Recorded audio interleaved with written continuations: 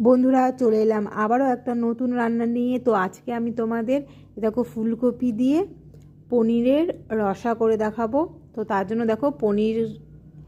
পনিরগুলোকে আমি নুন, হলুদ, একটু লঙ্কার গুঁড়ো আর বেসন দিয়ে একটু ম্যারিনেট করে রেখেছিলাম। তারপর দেখো কড়াতে তেল গরম করে সেই পনিরগুলোকে হালকা করে ভেজে তুলে নিয়েছি। এদিকে ফুলকপিটাকে আমি হালকা একটু সেদ্ধ করে নিয়েছিলাম। তারপরে দেখো নুন হলুদ দিয়ে ফুলকপিটাকে একটু লাল করে ভেজে তুলে নিব। আমি এখানে শুধু ফুলকপি আর পনির দিয়েই করছি, তোমরা চাইলে আলু দিতে পারো। তো আমি আজকে আলু অ্যাড করলাম না, খালি ফুলকপি পনিরের রোস্ট করে দেখাচ্ছি, রসা টাইপের আর কি।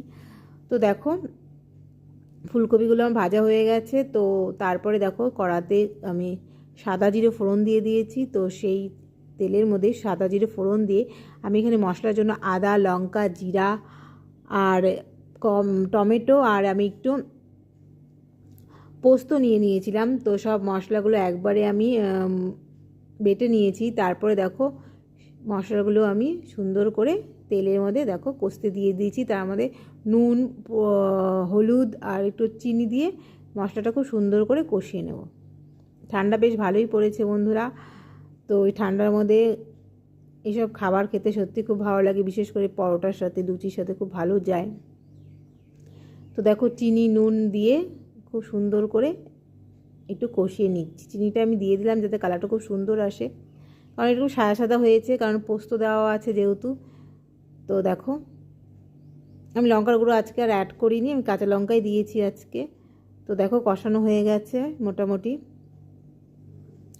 তো যেহেতু মশলা আমার কষানো হয়ে গেছে, তো জল আমি খুব পরিমাণ মতো অল্প জলই অ্যাড করলাম, খুব একটা বেশি জল দেবো না, কারণ যেহেতু একটু কষা কষা টাইপের হবে। তো দেখো জল ফুটে যাওয়ার পর আমি ফুলকপিগুলো দিয়ে আর একটু ফুটিয়ে নেব। ফুলকপিটি যেহেতু আমার আগে থেকে সেদ্ধ করা আছে, তো খুব একটা সেদ্ধ করার প্রয়োজন নেই। তো দেখো, তো এরপরে ভেজে রাখা পনিরগুলো দেখো দিয়ে দিলাম, দিয়ে আর একটু ফুটবে।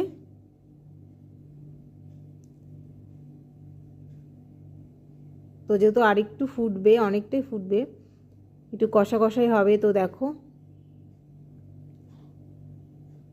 অনেকটাই ফুটে গেছে বন্ধুরা, কালারটাও কত সুন্দর এসেছে। তো আমি শেষে এর মধ্যে 1 চামচ ঘি আর একটু গরম মশলার গুঁড়ো দিয়ে দেবো। তো দেখো একটু 1 চামচ ঘি অ্যাড করলাম, ঘি আর গরম মশলার গুঁড়ো দিয়ে একটু সুন্দর কষিয়ে আমি নামিয়ে নেব। তো রেডি দেখো। তো গরম